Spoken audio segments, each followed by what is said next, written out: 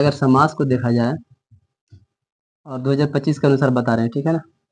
समास में 2025 के अनुसार गिनती जब करके देखा गया तो तुमको 5 नंबर या 4 नंबर देखने को मिल रहा है। कोई सीटिंग में 5 नंबर का, कोई सीटिंग में 4 नंबर का, कुछ ऐसे देखने को मिल रहा है। ठीक है, ये हिंदी की बात है। जैसे कि हिंदी दोनों मिला के 10 नंबर, 1 2 3 4, ठीक है ना, 4 इसमें 1 2 3 4 इस टाइप से। मतलब टोटली क्या सर कि हमारे पास में फर्स्ट सीटिंग, ऐसे हिंदी की बात करें तो केवल में 4 नंबर, केवल 5 नंबर आ जाता है, लेकिन 4 नंबर तो मिलता ही है मिनिमम। ठीक है, कभी 3 नंबर हो सकता है, ये डिपेंड पड़ता है सेटिंग्स में। किसी में 5 आ जाएगा तो किसी में 3 आ जाएगा। टोटली अगर देखा जाए तो दोनों सीटिंग से मिला के 8 नंबर के आसपास पूछना उसका काम है, 5 से प्लस रहेगा। ये तो सिर्फ हुआ हिंदी के लिए। और अगर संस्कृत में ऐड कर देते हैं इसी को तो फिर से डबल कर दीजिए इसका, उसमें भी 5 नंबर ऐड कर दीजिए, 5 यहाँ और 5 वहाँ, तो 10 नंबर। जब आप यहाँ संस्कृत हिंदी में पढ़ लें तो संस्कृत में थोड़ा बहुत एक आध दो कुछ चीज़ें चेंजेस होगा, वो सिर्फ जिक्र कभी कर देंगे क्लास में, ऐसा ही, हालांकि कोई चेंजेस नहीं होता है। सब सेम मिलेगा, एग्जाम में सेम मिलेगा, एग्जाम्पल सेम मिलेगा, पूरा प्रोसेस। तो कुछ ऐसे चीज़ें हैं जैसे पहले भी बता चुके थे कि जो मैचिंग पूरा करेगा तो उसको पढ़ेंगे भी नहीं, क्योंकि वही चीज़ें सेम सेम आने वाला है।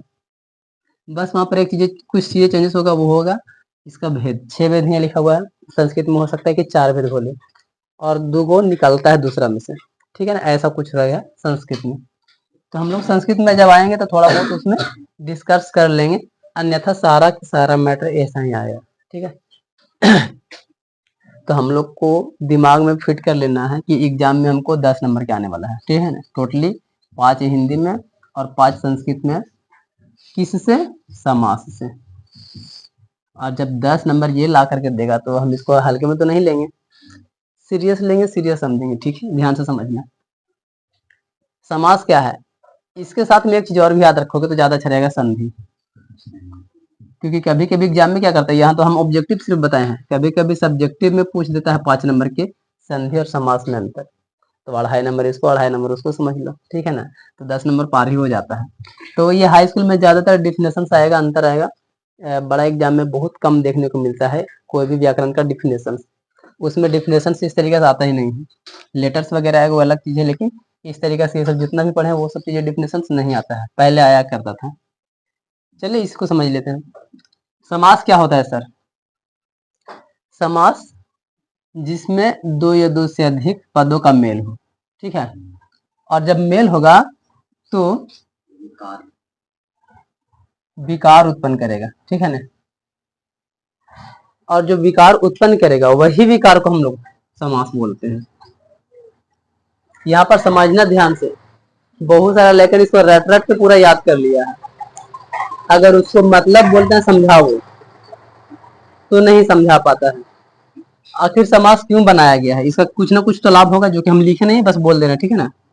समास बनाने का कुछ ना कुछ तो लाभ होगा, तो वो भी समझा देते हैं। बाई चांस कभी एग्जाम में आएगा तो नोट कर लेना स्टार मार के। कोई भी वाक्य जब हम लोग बहुत बड़ा बड़ा बोलते हैं, बढ़ा चढ़ा के बोलते हैं, तो उसमें धीरे धीरे उसका जो वैल्यू होता है कम होने लगता है, तब बना दिया गया है समास। जितना भी उसका वैल्यू है उसको छोटा लाइन में ला दीजिए, बहुत बड़ा था उसको एकदम छोटा कर दीजिए। तो जितना बड़ा लाइन में टाइम जा रहा था, पेज खर्चा हो रहा था, वो सबको संक्षेप कर दिया, छोटा लाइन में वही बात को बोल देना है। तो उसमें पावर दिखता है, एक वैल्यू दिखता है कि हाँ इस शब्द में दम है कुछ। अब अगर वही बच्चे को तुम 10 बार रिपीट कर करके लंबा खींच के बोलोगे तो उतना उसका वैल्यू नहीं मिलता है। तो समास इसलिए बनाया गया था, ठीक है। इसी चीज को समझना ध्यान से। यहाँ पर कारण भी दे देंगे कि समास क्यों बनाया गया है, इसका रीजंस, ठीक। अब इस चीज को समझते हैं, क्योंकि लेखन को सबको रटा हुआ याद है, तो हमको रट के याद नहीं रखना है, समझना है चीजों को। 2 या 2 से अधिक पदों के मेल से उत्पन्न विकार, उत्पन्न विकार जब 2 शब्द मिलाते हैं, तो जैसे एग्जाम्पल देखो, गंगा प्लस में जल, गंगा जल, जैसे संधि में करते थे, ठीक उसी तरीके से यहाँ भी हो रहा है। बट यहाँ पर प्लस संधि में होता था, लेकिन यहाँ पर वो नहीं होने वाला है, यहाँ पर कारक चिन्ह का मिक्स होने वाला है। बस ये चीजें चेंजेस है इसमें, और कुछ चेंजेस नहीं है। तो क्या हुआ सर, 2 या 2 से अधिक पद मिला, गंगा मिला और जल मिला, और इसमें कुछ विकार उत्पन्न हो गया, कुछ इसमें डिफरेंट आ गया था। अब यहाँ पर ये भी बता दिए कि विकार का क्या मतलब, परिवर्तन, कुछ बदल दिया। था तो कुछ अलग अलग चीजें, इसको जब ऐड किया गया ना तो इसमें विकार आ गया,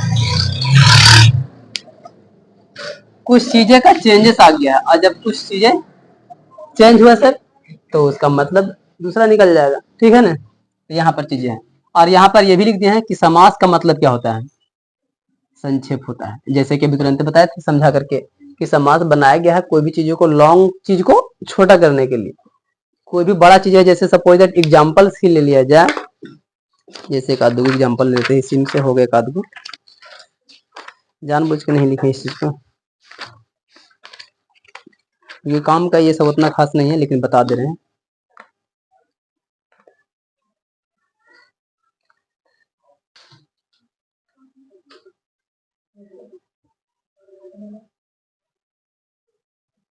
जैसे एक अगर एग्जांपल लिया जाए इसी से कि कितना लंबा सेंटेंस को कैसे छोटा कर सकते हैं, तो यहाँ पर एक एग्जांपल दिया गया है, राजा की पुत्री ने गंगा के जल से उस भगवान की पूजा की जिसका कोई अंत नहीं है। ये लॉन्ग एकदम है और जिसमें 18 पद शामिल हुआ है। और इसी को छोटा करे तो राजपुत्री ने गंगा जल के अनंत भगवान की पूजा की, ये हो गया 9, एकदम डायरेक्टली आधा। इससे भी और छोटा करे तो राजपुत्री ने गंगा जल से अनंत भव्य अनंत भगवत पूजन किया, इस टाइप में यह और छोटा हो गया। ये हो गया हमारे पास में 6 पद में था 18, 9, 6, धीरे धीरे छोटा हो गया हम। तो जस्ट इस तरीका से इसमें छोटा कर देते हैं, जहां जहां विभक्ति बीच बीच में ऐड हुआ है के वगैरह, वो सब चीजों को बीच में से हटा दिया गया है। जैसे इसमें विभक्ति में क्या आया था, गंगा के जल, गंगा का जल, तो उसमें से खाली गंगा जल लिख लिया गया है।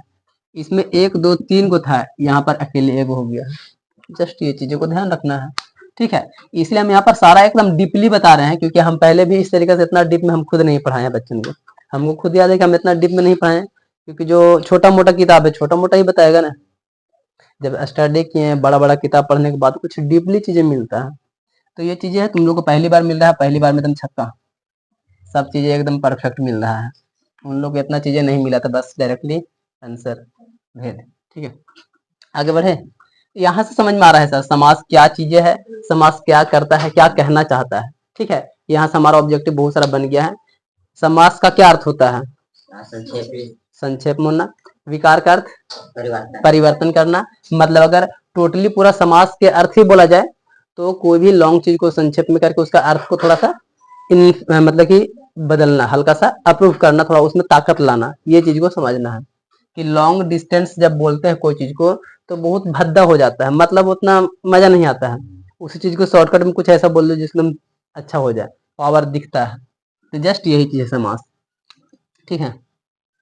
एग्जाम्पल भी याद ही होगा, गंगा का जल देख लेना। एग्जाम्पल्स में कोई भी एग्जाम्पल्स यहाँ पर ले सकते हैं जिसमें बीच में कोई ना कोई चीज विभक्ति रहेगा, वो डायरेक्टली जुड़ जाएगा और वो एक समास बनेगा।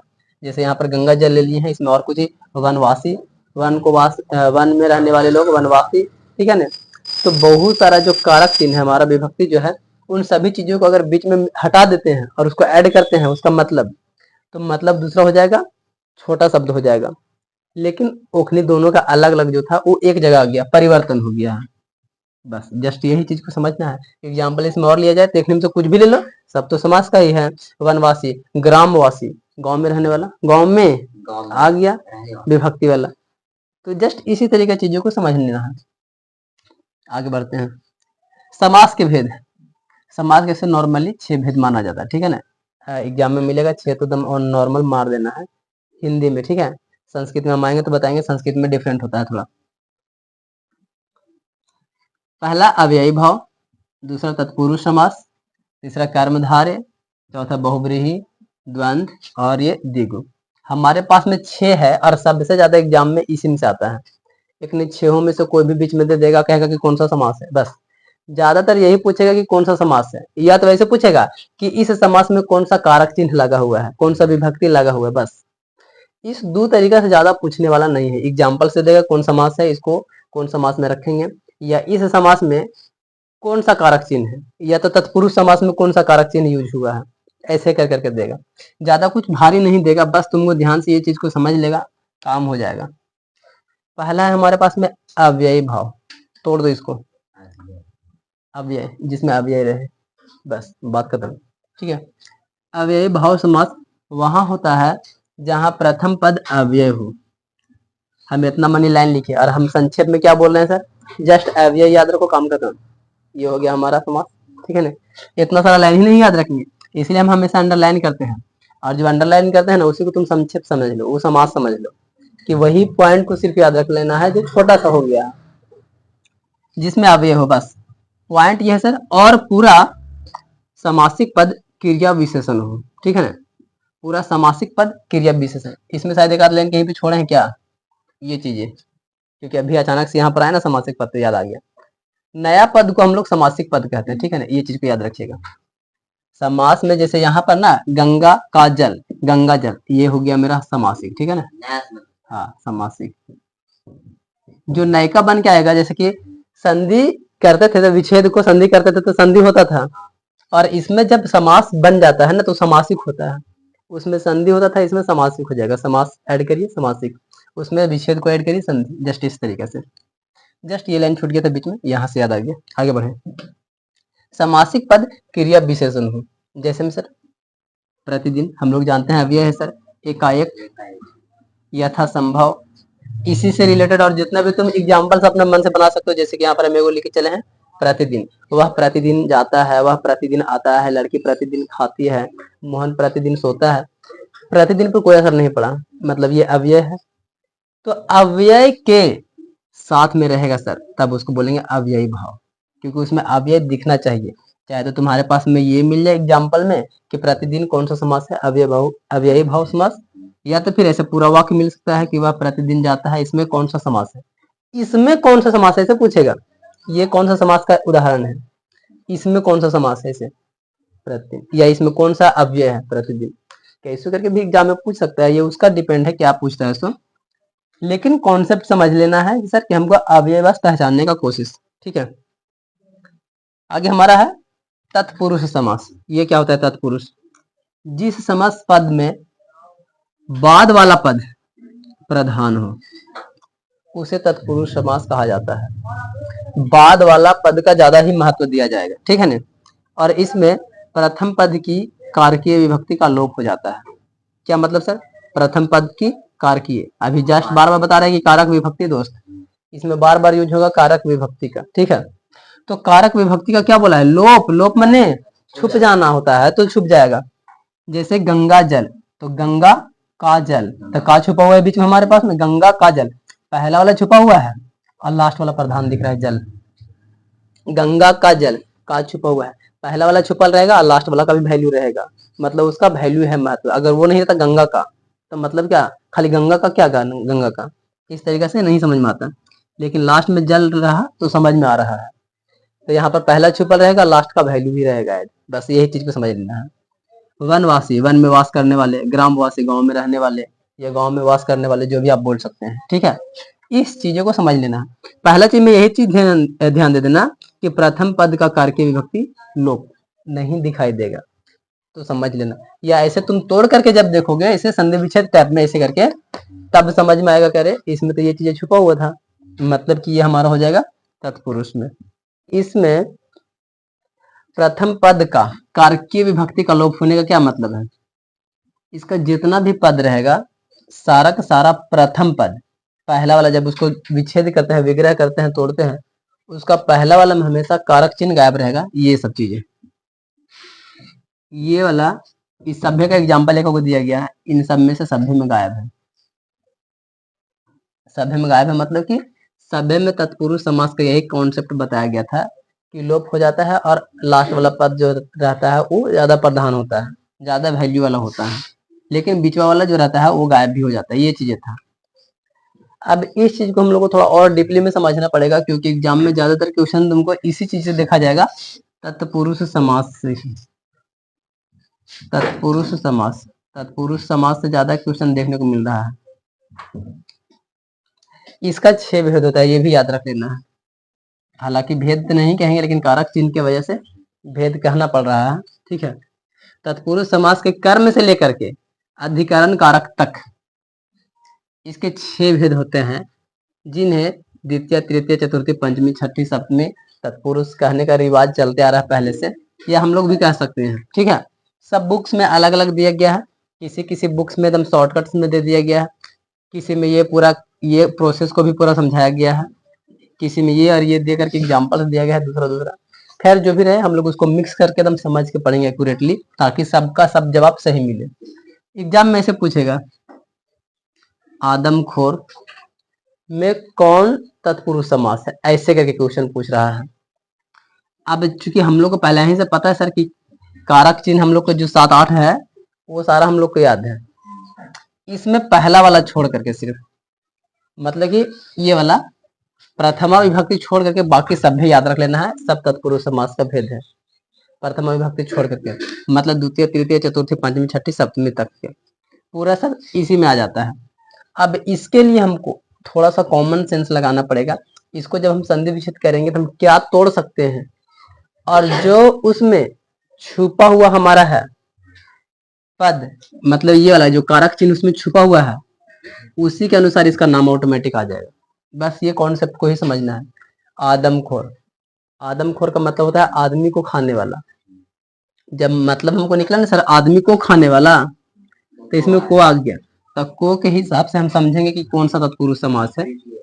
तो द्वितीय में है तो तुम्हारा ऑप्शन में ये वाला मिलेगा, कर्म तत्पुरुष, कर्म कारक या कर्म तत्पुरुष समास, ऐसे करके मिलेगा, ठीक है ना।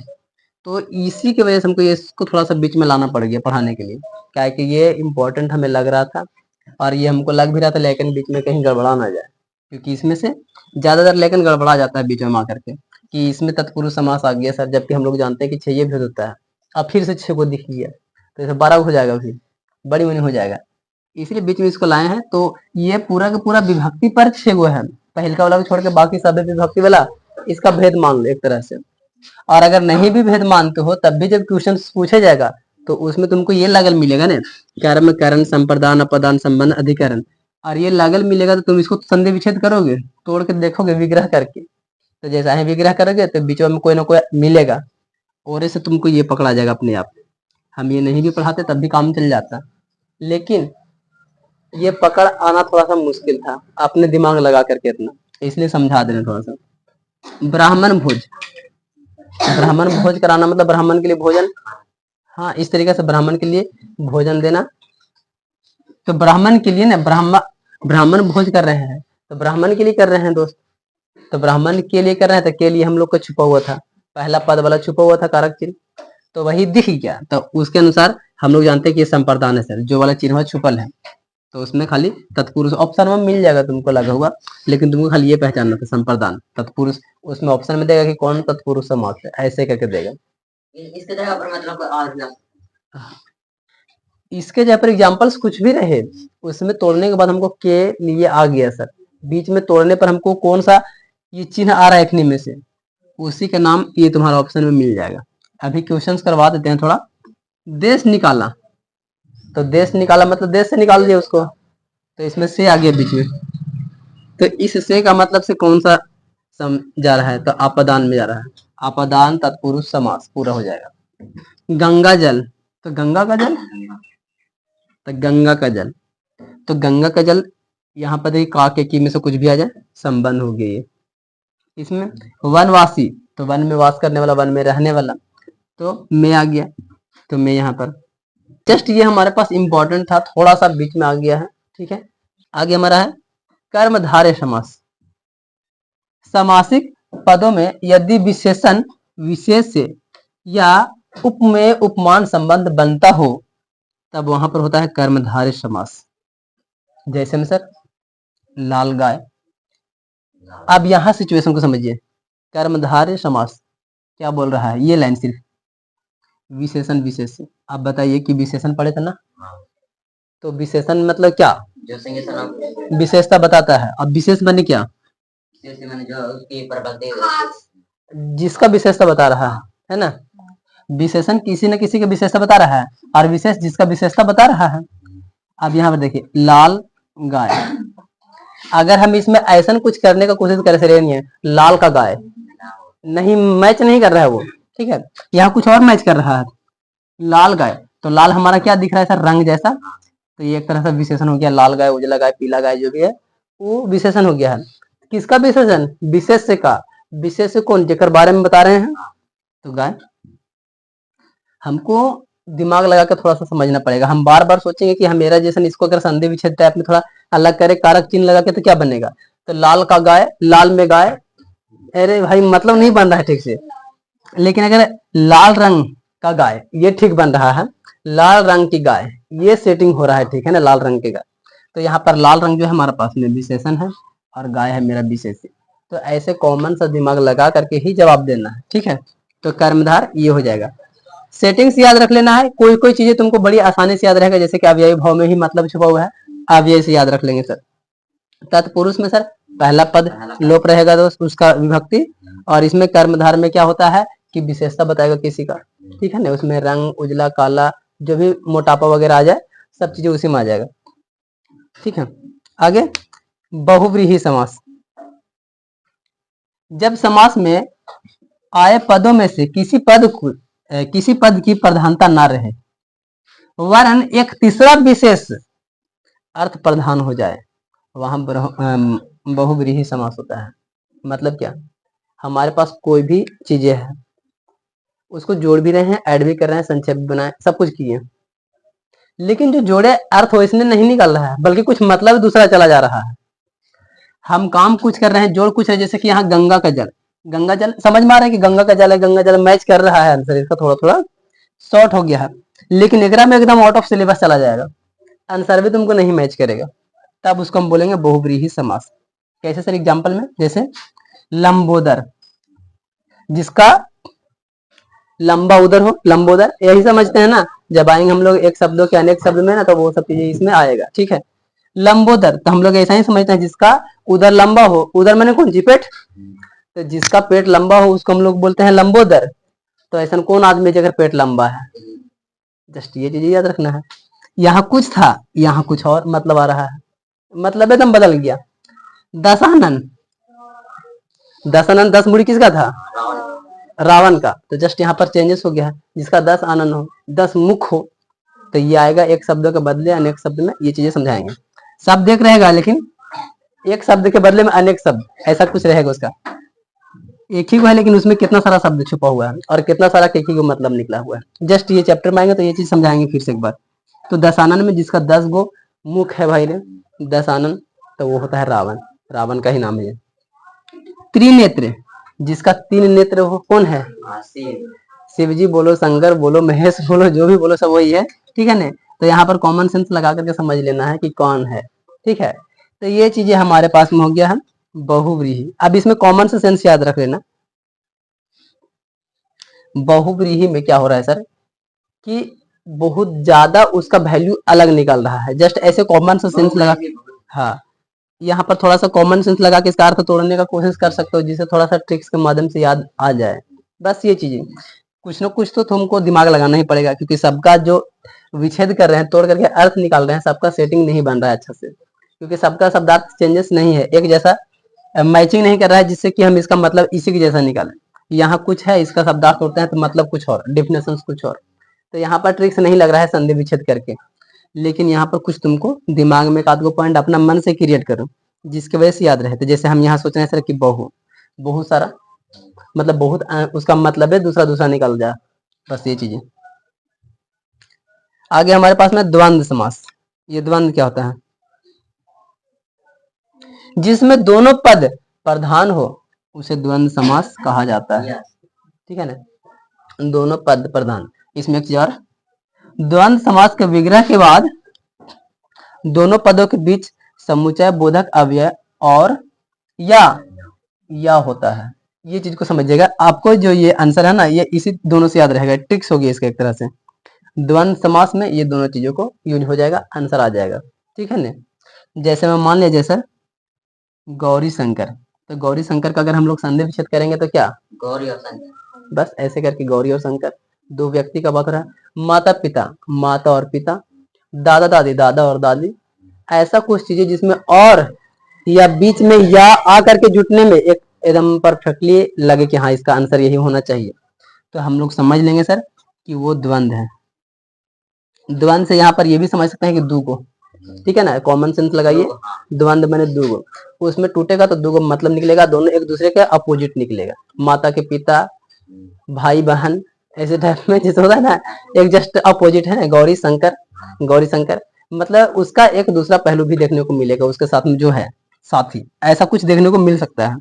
तो द्वंद्व में इतना जान लेना कि दुगो रहेगा। अब बीच में और का बोध कर दे, या तो फिर बीच में या लगा दे, तो वहां से एग्जाम्पल को देख के हमको बता देना है कि द्वंद्व है, क्योंकि उसमें दुगो मिक्स हुआ है।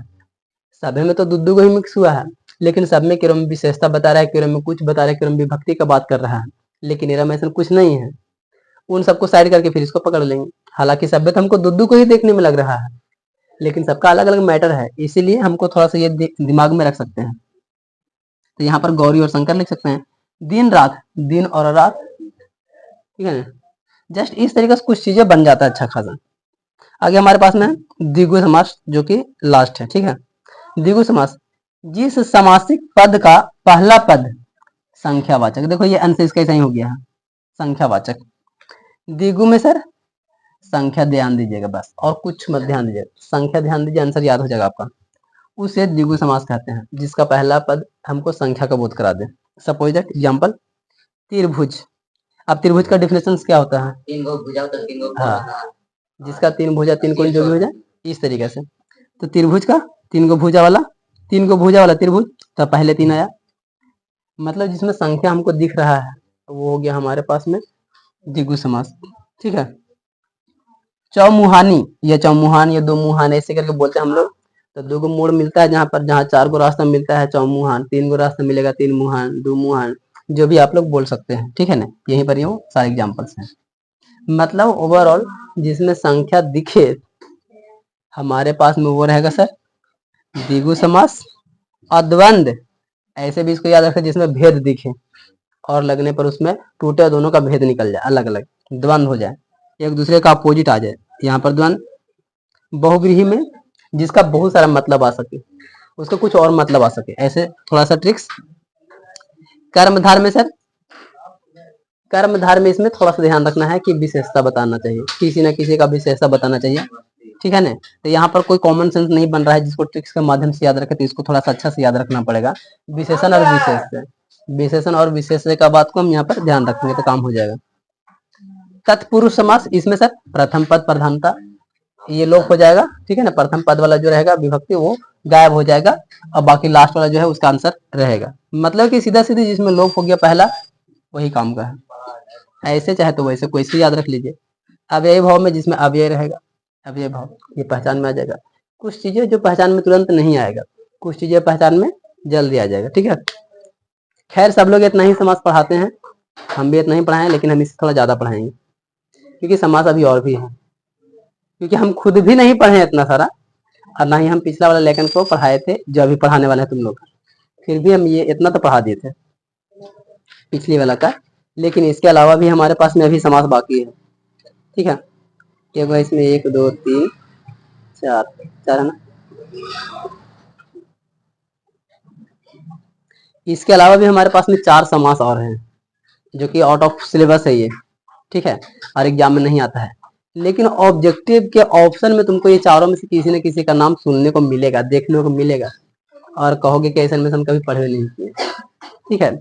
हम लोग नॉर्मल जो भी समास जानते हैं ओरा से ज्यादा ही समास होता है, ठीक है। समास का जो 6 भेद पढ़े हैं उस 6 के अलावा ये भी याद रखना, ठीक है। नंज समास, उपपद समास, अलुक समास, अपुनरुक्त समास, ये हमारे पास में 4 गो एक्स्ट्रा है, और इन सभी का नाम जरूर सुनने को मिलेगा ऑप्शन में, ऑब्जेक्टिव में देखने को मिलता है। भले ही सब पर डिफिनेशन साहब कुछ पूछे ना पूछे, लेकिन देखने से लगेगा कह रहे ये सब कभी नाम नहीं सुने हैं, तो आज सुन लीजिए क्योंकि बाकी किताब में नहीं पढ़ाया हुआ है ये, ठीक है, इसी किताब में सिर्फ लिखा हुआ है। और हाई लेवल का जो व्याकरण होगा सिर्फ उसमें मिलेगा, नॉर्मल सा व्याकरण में नहीं मिलने वाला है। समझते हैं पहले कि ये नंज समास क्या होता है, और छोटा सा अगर ट्रिक्स की बात करेंगे इसमें तो हम ना को लेके चलेंगे जिससे हमारा अधिकतर सवाल का जवाब मिल जाएगा। नंज समास, जिस समास पद का पूर्व पद निषेधात्मक नहीं मतलब उसको नंज समास बोलेंगे। मतलब क्या सर? नहीं का बोध कराना, सीधे सीधे माना कर देना, ठीक है ना, इग्नोर करना कि हमारा नहीं चाहिए, कोई भी चीज में नहीं लगा देना, कोई बोलता है नहीं कि पढ़े जी मेरे नए खाना के मेरे नए, तो ऐसा सिचुएशन को हम लोग बोल देंगे सर कि ये नंज समास है। कोई भी चीजों को मना कर देना, निषेध कर देना, नंज समास कहलाता है। आप चाहे जैसे याद रख लीजिएगा, एक ही याद रख लेना, पूर्व पद निषेधात्मक निषेधात्मक पूर्व पद या पूर्व पद निषेधात्मक को हम लोग नंज समास बोलेंगे। यानी कि नए करना, ना काम, मतलब कि मना कर देना, सीधे सीधे ना कह देना। एग्जाम्पल में अनादर, किसी की इज्जत नहीं करना, अनादर हो जाता है। अनपच, खाना नहीं पचा। अनागत, नहीं आया। ना खुश, खुश नहीं है, साधन में तुमको ना ही मिलेगा। ना कामयाबी, कामयाब नहीं है। असफलता, वो भी है, सफल नहीं है। अन्याय, अन्याय हमारे साथ मतलब कि उसके साथ न्याय नहीं हुआ है। सीधी सीधी बात है कि निषेध करने का बोध करा रहा है, एकदम मना कर दे रहा है, नहीं हो रहा। इसके अलावा भी और भी कुछ हो सकता है, तो तुम लोग समझ सकते हो, जिसमें मना करने का बोध होना चाहिए बस, कि हाँ ये चीज हमको इग्नोर हो रहा है, जस्ट इस तरीके से। इस समस्त पदों के प्रथम पद में तुम देख सकते हो अन, ना या तो फिर अ, और ये सब क्या सर उपसर्ग है, और वो भी निषेधात्मक उपसर्ग है। जो उपसर्ग दूसरा को मना करने का कोशिश कर रहा है या तो फिर उसका ऑपोजिट चल रहा है, सही होना चाहिए लेकिन गलत हो रहा है, तो उस चीज को हम लोग बोलते हैं निषेधात्मक उपसर्ग। और एग्जाम में ये भी पूछ सकता है कि निम्न में से कौन निषेधात्मक उपसर्ग है, तो अन, ना, आ, ये सब चीजें। जैसे कि इसमें सर असफलता, आ पहले आ गया है, इसमें भी आ पहले आ गया है, इसमें नाकामयाबी, ना आया पहले में। अन, तो यहाँ पर हो गया अनागत या अनपच, ठीक है ना, अनादर, तो ये चीजें। तो इस चीज को याद रखोगे कि उपसर्ग में अन या तो फिर ना या आ भी रहेगा, तभी हम उसको बोलेंगे नंज समास, ठीक है ना। आगे बढ़ते हैं, यहाँ पर ये भी चीज लिख दी है शायद, हाँ, इसमें नंज समास है, ऐसे भी लिख दिए हैं। ऐसे भी कभी कभी बोल सकता है कि किसमें नंज समास है, इसमें, इसमें, किसी में भी, या जिसमें उपसर्ग रहेगा उसमें भी। तो इस तरीके से भी क्वेश्चन पूछा जा सकता है, अगर आएगा तब, हालांकि आता नहीं है। उपपद समास। अब उपपद माने क्या होता है सर, इसको ध्यान से समझिएगा। समस्त पद, प्रथम पद संज्ञा या अव्यय हो, ध्यान देगा, संज्ञा या अव्यय हो, और परपद ऐसा कृदंत हो जिसका स्वतंत्र प्रयोग संभव नहीं हो, उसमें उपपद समास माना जाता है। कहने का क्या मतलब बोल रहा है सर, पहला पद में चाहे संज्ञा हो सकता है, चाहे अव्यय हो सकता है, लेकिन जो उसके बाद वाला पद होगा, लास्ट वाला पर पद, मतलब उसके लास्ट वाला में कृदंत हो जिसका स्वतंत्र प्रयोग संभव नहीं है। अगर उसको हम अकेले भी करें ना तो यूज, तो उसका मतलब नहीं बनेगा उतना ढंग से, तब उसको बोला जाता है उपपद। यहाँ पर भी बोल रहा है सर उपपद में, तो उपपद समास माना जाएगा कब सर, जब उसका लास्ट वाला कोई वैल्यू नहीं मिलता है और पहले वाला वैल्यू मिलेगा, और वो संज्ञा या तो अव्यय होगा। अगर इसको देखा जाए विद्वानों की दृष्टि से, तो इसको तत्पुरुष समास ही बोला जाता है एक तरह से, उसी का भेद है, उसी के अंदर का चीज है ये, क्योंकि उसी के जैसा कुछ यहाँ पर बातें हैं। जैसे अनुजा, तो अनुजा माने हम लोग क्या समझते हैं, अनुज माने हम लोग छोटा समझते हैं, बताएंगे बाद में, जब एक शब्द के बदले अनेक शब्द आएंगे ना, अधिकतर इस वाला में वही चीज यूज हो रहा है, एक शब्द के बदले अनेक शब्द ही यूज होता है ज्यादातर में, ठीक है।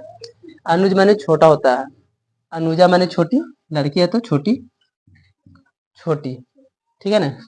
तो यहाँ पर वही चीज है, बाद में जन्मी अर्थात छोटी बहन, ठीक है ना। जो लास्ट में बाल बच्चा जन्मता है तो हम लोग उसको लास्ट में अनुज नाम रख देते हैं, ज्यादातर में, ज्यादातर केसेस में देखा जाता है कि अनु, अनुज ऐसे करके, क्योंकि अनु मतलब छोटा ही होता है, तो सबसे लास्ट बाल बच्चा सबसे छोटा, चाहे भाई हो बहन हो, उस सिचुएशन के अनुसार में। यहाँ पर अनुजा है तो बाद में जन्मी, यानी कि लास्ट में अंतिम वाला है, सबसे छोटा है, अर्थात छोटी बहन, ठीक है।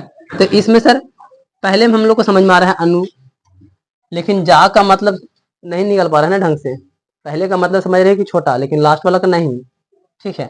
जस्ट यही चीज है, अब चाहे ये अव्यय हो जाए चाहे तो संज्ञा हो जाए, तो यहाँ तो अनु हम लोग को अव्यय लग रहा है, क्योंकि अनु, अनु क्या हम लोग नाम समझ सकते हैं किसी को संज्ञा, कि चलो किसी का नाम है संज्ञा, लेकिन अधिकतर में अनु माने छोटा का मतलब निकलता है, ना कि कोई लड़की का नाम निकलता है उतना, लेकिन अब नाम में ऐड कर दिया गया है क्योंकि छोटा है घर का, इसीलिए। तो ये चीज से ये चीज समझ में आ रहा है। कृतज्ञ, किए को मानने वाला को कृतज्ञ बोलते हैं। हम लोग बोलते हैं कि हम आपका कृतज्ञ हैं। जब कोई किसी को काम कर देता है ना तो धन्यवाद बोला जाता है शुद्ध हिंदी में इस तरीके से कि हम आपका हमेशा कृतज्ञ रहेंगे। मतलब हम स्वीकार करते हैं कि आपने हमको मदद किया, हम मानते हैं इस चीज को और हमेशा आपका धन्यवादी रहेंगे, इसको ऐसे भी बोला जा सकता है। तो कृतज्ञ माने, कृत माने सर किए मानने वाला, और ज्ञा माने क्या, कृत माने कुछ तो किया सर, लेकिन ज्ञा वाला मतलब समझ में नहीं आ रहा है, ऐसा कुछ चीज। तो मतलब सीधा सीधी सर यही चीजें है कि पहले का वाला में संज्ञा अव्यय होगा, लेकिन लास्ट वाला में जो रहेगा उसका प्रयोग स्वतंत्र रूप से संभव नहीं हो पाएगा। उसका अगर अकेले यूज करेंगे कहीं पर तो थोड़ा मतलब ही नहीं ढंग से निकलेगा। मधुप यानी कि मधु पीने वाला मधुप, जैसे भौरा, एक शब्द के बदले अनेक शब्द में ही यूज होता है, ठीक है ना। ऋत्विक, ऋत्विक माने ऋतु ये हो गया ऋषि लोग, यज्ञादि करने वाला ऋषि लोग हो गया, ठीक है ना। उरग, उरग माने सर उर माने क्या होता है, छाती होता है इसे, तो मतलब छाती से चलने वाला, तो कौन होता है, उर से छाती से गमन करने वाला। तो कौन रेंगता है छाती के बल, सांप, ठीक है ना। पीठिया के बल नहीं चलता, वो छाती के बल जमीन में रगड़ रगड़ के चलता है, ठीक है। तो यहाँ पर सर्फ हो गया। यहाँ पर तुम्हारा कुछ एक शब्दों के बदले अनेक शब्द भी आ गया जो कि काम दे देगा, ठीक है। ये भी ऑब्जेक्टिव में मिल जाता है कभी कभी। आगे समझते हैं। अलुक समास, ये क्या बोलता है, जिस समास में पूर्व पद की विभक्ति का लोप ना हो उसे अलुक समास कहते हैं। जैसे सपोज दैट सर, क्या एग्जाम्पल में युधिष्ठिर, और सोचोगे कि सर यहाँ तो वाकई में लोप है, गायब है ऐसा लगेगा, लेकिन है नहीं, ध्यान से देखना। युधिष्ठिर, युधि, जो ये युधि है ना, ई के मात्रा, ये इसका मतलब हो गया युद्ध में, ठीक है। स्थिर, युद्ध में स्थिर का मतलब ये निकला, और यहाँ पर में दिख रहा है और ये ई के मात्रा के वजह से। और ये हमारा कौन सा विभक्ति है सर, युद्ध के सातवीं विभक्ति है, और सातवीं विभक्ति में आता है और वो दिख रहा है। इसमें दिखा सकते हैं या तो फिर युद्ध का सातवीं विभक्ति युद्ध ही होता है। तो ये चीजें तो इसमें दिख रहा है, लोप नहीं हुआ है, ठीक है ना। यहाँ पर जो बोला था कि लोप ना हो, तो यहाँ पर लोप नहीं हुआ है, बस थोड़ा सा समझना ध्यान से। इसमें सप्तमी विभक्ति लगा हुआ ही है, जिनके मात्रा चेंजेस है, ठीक है। तो लोप नहीं हुआ है, इसलिए युद्धि का ही प्रयोग हुआ है, ठीक है ना। युद्ध का युद्ध हुआ है तो युधिष्ठिर, ठीक है। जस्ट इस तरीके से, इसी तरीके से इन सबको भी समझ सकते हैं। खेचर, खेत में चरने वाला, वनेचर, वन में चरने वाला, इस तरीके से इसका यूज हम लोग कर सकते हैं, ठीक है। ऐसे पुनरुक्त, ये पुनरुक्त मतलब सर क्या, ये तो बड़ी सिंपल है सर, पुनः पुनः बार बार, ठीक है ना, बस ऐसे याद रहेगा। जब एक ही पद दोहरा कर पूरा समस्त पद बने तो वहां पुनरुक्त समास होता है या कहा जाता है, जो भी आप यूज कर सकते हैं। जैसे में सर जब जब, अब गाना भी है यार जब जब कहाँ कहाँ, रोते रोते, जाते जाते, नया नया, बैठे बैठे, बहुत सारा चीजें जब हम लोग काम करते हैं ना तो इस तरीके से शब्द यूज करते हैं कि बैठे बैठे खेल रहे थे, बैठे बैठे पढ़ रहे थे, जाते जाते बात कर रहे थे, जाते जाते हंस रहे थे, जो भी यूज करते हैं। रोते रोते सो गए, बच्चे लोग ज्यादा ऐसे करता है, रोते रोते सूझ जाता है, ठीक है। ऐसे में से कुछ भी यूज किए, कहाँ कहाँ घुमा है, कहाँ कहाँ गया है, ऐसे हो जाता है ना। जब जब तुम आते हो तब तक बाढ़ लेके आ जाते हो यार, जब जब तुम आते हो परेशानी लेके आ जाते हो, तो जो भी चीजें है, ये सारा चीजें है पुनरुक्त, ठीक है। अब यहाँ पर हमारा टोटली पूरा समास खत्म हुआ है, पूरा समास कंप्लीटली, और पूरा समास से बता दिए थे भाई कि अप्रोक्सीमेटली 10 नंबर का आएगा दोस्त, ठीक है ना। और 10 नंबर का आएगा तो क्या लाइव प्रूफ होना ही चाहिए भाई, एग्जाम में आया है कहीं आप झूठ तो नहीं बोल रहे हैं, ये भी होना चाहिए, ठीक है। तो हम लोग पहले उस पर डिस्कस करते हैं क्या वाकई में आया है कि नहीं। तो हम पूछ के देखते हैं, ठीक है, बताते जाएगा कि वाकई में हम लोग पढ़े हैं कि नहीं, से दिखा भी देते हैं यार, क्वेश्चन बैंक ही है। अब यहाँ पर 2025 सेकेंड सेकेंड सेकेंड सेकेंड 4 गो सेकेंड सीटिंग में समाज से, और यहाँ पर 1 2 3 4 25 सेकेंड फर्स्ट में 4 क्वेश्चन, सेकेंड में 4 क्वेश्चन, 8 क्वेश्चन का आया है। और संस्कृत में फिर से, हालांकि हम लोग को तो एक ही सीटिंग में ना कोई परीक्षा देंगे, हम 4 ही को गिनेंगे, तो अपना तरीका से फर्स्ट में जाए सेकंड में जाए, 4 नंबर इसमें आए हिंदी में और संस्कृतियों में भी पूछ के बताते हैं, लेकिन हम पहले दिखा दे रहे हैं। इसमें देखिए 25 का सेकेंड, 25 का सेकेंड, 25 का सेकेंड, 25 25, 1 2 3 4 5, 5 4 9, टोटली 9 नंबर का। और इसमें फर्स्ट में भी देख लीजिए 1 2, यहाँ पर 1 3 4, इस तरीके से 4 5 गो, मतलब कि ओवरऑल सर 9 10 नंबर आ रहा है। तो 9 10 नंबर हिंदी और संस्कृत मिला के आ रहा है, मतलब 4 5 वगैरह में 4 5 वगैरह में ऐसे करके